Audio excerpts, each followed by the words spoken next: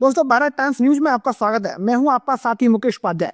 आज की रिपोर्ट में बात करेंगे बिहार के ताजा तरीन भूचाल की। दोस्तों, एनडीए के बड़े बहुमत की और अखिलेश यादव के उस ट्वीट की जिसने बीजेपी और उसके सहयोगियों की नींद उड़ा दी है। दोस्तों, चलिए शुरुआत करते हैं बिहार से, जहां एनडीए को इस बार पूर्ण बहुमत मिला है। मतलब खुलकर कहें तो जो लड़ाई कंधे से कंधा मिलाकर लड़नी थी, वो विरोधी दलों में आपस में ही लड़कर हार दी। दोस्तों, बिहार का पूरा राजनीतिक माहौल इस वक्त बदला हुआ है। जहां एनडीए के नेता जीत का जश्न मना रहे हैं, वहीं विपक्ष के कई चेहरे खुद अंदर से टूटे हुए दिखाई दे रहे हैं। और इसी बीच लखनऊ से एक ऐसा ट्वीट आया जिसने बिहार की राजनीति में ही हलचल मचा दी। दोस्तों, यह ट्वीट किया समाजवादी पार्टी के अध्यक्ष अखिलेश यादव ने, और इस ट्वीट में बाकायदा एक तंज था। उन्होंने कहा कि साफ और सीधा, लगता है लखनऊ वालों से प्रतिस्पर्धा के चक्कर में किसी और ने भी नाम बदलना सीख लिया है और चुनाव आयोग का नाम बदलकर विकास कर दिया है और उसे अपनी जुगाड़ी जीत का आधार बता रहे हैं। दोस्तों, यूपी में पिछले चुनाव में खुद हारे हुए जो प्रतीक्षारत हैं, वो भी आगे की जीत के दावे कर रहे हैं। अखिलेश ने यह भी कहा कि 2024 में हराया था, 2027 में भी हटाएंगे और अपनी पीढ़ी सरकार बनाएंगे। अब भाई, इतना साफ और करारा तंज काफी समय बाद सुनने को मिला है। दोस्तों, इस ट्वीट में दो बातें बेहद स्पष्ट हैं। पहली, अखिलेश यादव सीधे सीधे बीजेपी पर हमला कर रहे हैं, और दूसरी, गठबंधन पर ताना मारते हुए भविष्य की राजनीति का रोड मैप सामने रख रहे हैं। दोस्तों, अखिलेश यादव का कहना है कि जिस तरह यूपी में नाम बदलने का खेल चला, उसी तरह अब बिहार में भी विकास नाम देकर जीत को जस्टिफाई किया जा रहा है। दोस्तों, मतलब काम नहीं हुआ, बस नाम बदल दिया गया और उसे उपलब्धि घोषित कर दी। अब बात करते हैं बिहार के चुनाव की। दोस्तों, एनडीए को इस बार जैसा बहुमत मिला है, इसे कई एंगल समझना पड़ेगा। दोस्तों, सत्ता पक्ष में नाराजगी थी, लेकिन विपक्ष में एकता नहीं थी। विपक्षी दल जमीन पर एक दूसरे का वोट काटते रहे। एनडीए की सोशल इंजीनियरिंग इस बार फिट बैठी। कई सीटों पर स्थानीय समीकरण एनडीए के पक्ष में चले गए और महागठबंधन में अंदरूनी मनमुटाव खुलेआम दिखाई दिया। और सबसे बड़ी बात, नीतीश कुमार की चतुराई, जिसको हर बार अंडर एस्टिमेट किया जाता था, लेकिन वो हर बार एक नई चाल चल देते हैं। दोस्तों, अब आते हैं अखिलेश यादव के राजनीतिक संदेश पर, यानी उस ट्वीट पर। उनका बयान केवल तंज नहीं था, बल्कि 2027 के चुनाव का संकेत भी था। दोस्तों, अखिलेश ने साफ कर दिया है कि 2024 में कलयुग का पलटवार यूपी में शुरू हुआ और 2027 में उसे पूरी तरह पलट देंगे और अपनी पीढ़ी सरकार बनाएंगे। अब कई लोग पूछते हैं, भाई ये पीढ़ी आखिर है क्या? तो चलिए आपको 10 सेकंड में समझाते हैं कि पीढ़ी है क्या। पीढ़ी मतलब पिछड़े प्लस दलित प्लस अल्पसंख्यक। ये फॉर्मूला 2024 में यूपी के लोकसभा चुनाव में समाजवादी पार्टी को अप्रत्याशित बढ़त दिलाया था। तो दोस्तों, अखिलेश यादव के इस मॉडल को देश भर में एक नई राजनीतिक भाषा माना जा रहा था, सोशल जस्टिस 2.0। अब आपको लग रहा होगा, भाई बिहार की रिपोर्ट में यूपी कहां से आ गया? तो जनाब, राजनीति में सब कुछ जुड़ा हुआ होता है।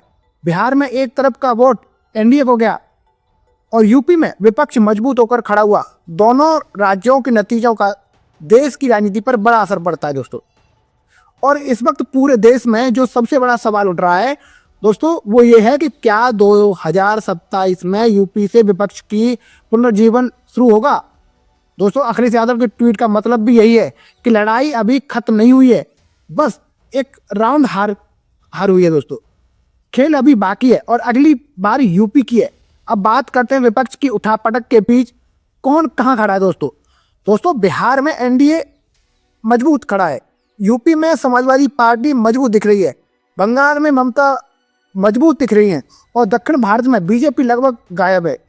तो महागठबंधन कई राज्यों में कमजोर है। मतलब देश की राजनीति एक नए दौर में प्रवेश कर चुकी है, जहां क्षेत्रीय दल की 2027 का सबसे बड़ा चेहरा बन सकते हैं। अब सवाल उठता है, क्या इंडिया गठबंधन टूटेगा? अब बहुत लोग एक ही सवाल पूछ रहे हैं, भाई इंडिया गठबंधन बचेगा या टूटेगा? तो देखिए, राजनीति में गठबंधन हमेशा मजबूरी से चलते हैं, ये सबको पता है। जहां संख्या बल हो वहां गठबंधन मजबूत होता है, जहां संख्या बल न हो वहां गठबंधन हवा में। तो बिहार के नतीजों के बाद महागठबंधन को बड़ा झटका लगा है। लेकिन अखिलेश यादव ने अपने बयान से ये साफ कर दिया है कि चाहे गठबंधन रहे या न रहे, समाजवादी पार्टी किसी और के सहारे नहीं, खुद की रणनीति पर चलेगी। और यह संदेश कांग्रेस, आरजेडी और अन्य दलों तक पहुंच गया है। तो दोस्तों अब सवाल यह भी है, क्या 2027 में अखिलेश अकेले लड़ेंगे? तो दोस्तों यूपी में समाजवादी पार्टी का ग्राफ लगातार बढ़ रहा है, जिसकी कुछ वजह है। मैं आपको वजह भी बताता हूं दोस्तों, जिसमें यादव प्लस मुस्लिम प्लस दलित प्लस ईबीसी एक साथ आए हैं। ये आपने 2024 में देखा। और इसी तरह बीजेपी की सोशल इंजीनियरिंग पर सीधा वार, युवा वोट पर मजबूत पकड़, बेरोजगारी, महंगाई का मुद्दा और प्रियंका और राहुल की साइलेंट सपोर्ट।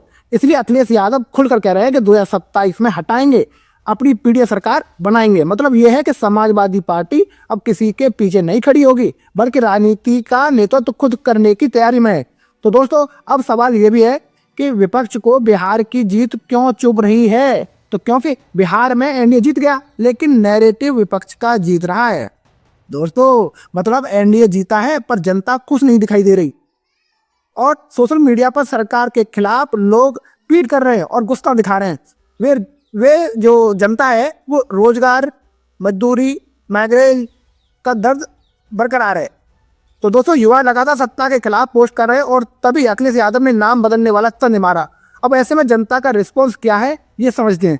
तो दोस्तों इसमें दिलचस्प बात यह है कि जब भी अखिलेश यादव ट्विटर पर हमला करते हैं, उनके ट्वीट को भारी जन समर्थन मिलता है, और यूपी की जनता अब उन्हें सिर्फ क्षेत्रीय नेता नहीं मानती, बल्कि एक राष्ट्रीय स्तर के नेता के रूप में देखने लगी है। और अब बड़ा सवाल यह भी है कि 2027 की तैयारी कैसी है, विपक्ष किस तरह करेगा, 2027 की तैयारी कैसी होगी? तो दोस्तों आगे की राजनीति कुछ इस तरह का आकार ले रही है।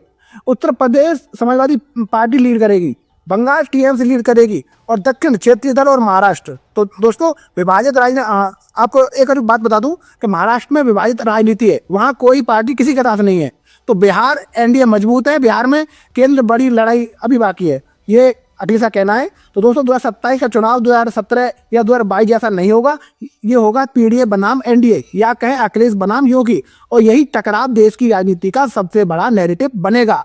ऐसे में अखिलेश का संदेश साफ है, लड़ाई खत्म नहीं हुई, नतीजे बदल सकते हैं पर जनता की उम्मीदें नहीं बदलती। दोस्तों 2024 में हराया था, 2027 में हटाएंगे, ये घोषणा है और एक चेतावनी है, और विपक्ष को दी गई एक रणनीतिक सलाह भी है। तो दोस्तों बिहार में एनडीए को पूर्ण बहुमत मिल चुका है, लेकिन सबसे बड़ा संदेश यूपी से आ रहा है। अखिलेश यादव अब केवल सवाल नहीं पूछ रहे, वे जवाब भी दे रहे हैं, और 2027 की राजनीति का रोड मैप तैयार कर रहे हैं। और इस रिपोर्ट का सारा सिर्फ, माफ कीजिएगा, इस रिपोर्ट का जो सार है वो सिर्फ इतना है कि बिहार में एनडीए जीता, पर राजनीति का नैरेटिव अभी भी विपक्ष के पास है। अखिलेश यादव 2027 का सबसे बड़ा चेहरा बनकर उभर रहे हैं, और बीजेपी और एसपी की लड़ाई अब शिखर पर जाएगी, और हम इस पूरी कहानी पर नजर बनाए रखेंगे। और तो दोस्तों मैं हूं आपका साथी मुकेश उपाध्याय, भारत टाइम न्यूज के साथ, और फिर मिलेंगे नई रिपोर्ट के साथ। जय हिंद, जय भारत।